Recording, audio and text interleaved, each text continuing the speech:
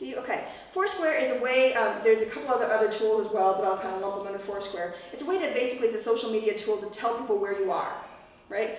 Retailers love it. Of course they do, because you're saying, I'm having coffee at Altera on the corner of 25th and North, you know? Or I am at... Those people that have checked in at certain places on Facebook. That's exactly how they do it. And Facebook has a check-in feature that can be either linked to Foursquare or it's its own. So, but we'll call Foursquare the whole location-based social media, right? It's a big deal to say where you are.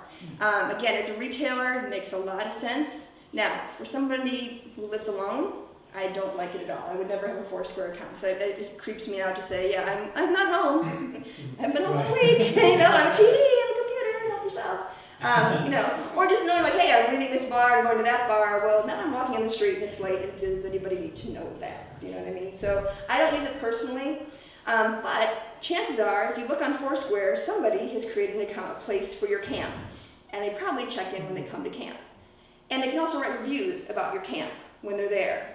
So I would say that whether or not you think Foursquare is awesome, whether or not you ever want to use it yourself, you should probably be somewhat aware of Foursquare. Check in on it, and you can what they call claim your site, which means you own it, and then at least you can sort of say, you can clean up the way your camp name is spelled, you can add some other links that are appropriate to your why, and that sort of thing, right? Yelp is not the same thing, it's not location-based, but it's a review site. It's a way to review and rate things. So you want to find out if that new restaurant's any good, if your hairdresser is any good, you're looking for a new place to get your car fixed. Yelp is just user reviews, right? Again, betting your camp is on there, and who knows what they've said about it. You can't always control the conversation, but wouldn't you at least want to know? You know, wouldn't you at least want to know that there's been some issue, or that there's rave reviews out there too, right? Wikipedia. Again, check for your camp on Wikipedia. And then amuse yourself because it's all user-generated content, which means that 3/4 of it's going to be wrong and, you know, quite hilariously so. You know, Wikipedia is, you don't think of it as a social media tool, but it's user-generated content and it's user-shared content.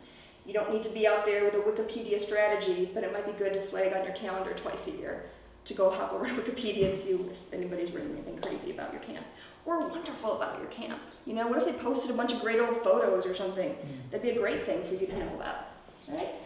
Sorry, yeah. And Wikipedia usually is one of the top 3 results when you type in something on a Google search. So if somebody's writing really bad things about your camp, it's going to show up. Or just incomplete things. You know, maybe they love your camp, they're not bashing it, but they're just talking about this one little piece of camp that they know, and they're not giving a good picture of everything that you do and that you're part of the YMCA, etc. So Laura, is it a suggestion to get a Wikipedia account as you go in and clean up the content? I mean, if do you have the power to do that? Worth. Can you nix out other people's stuff that's wrong? Yes, yes, you can.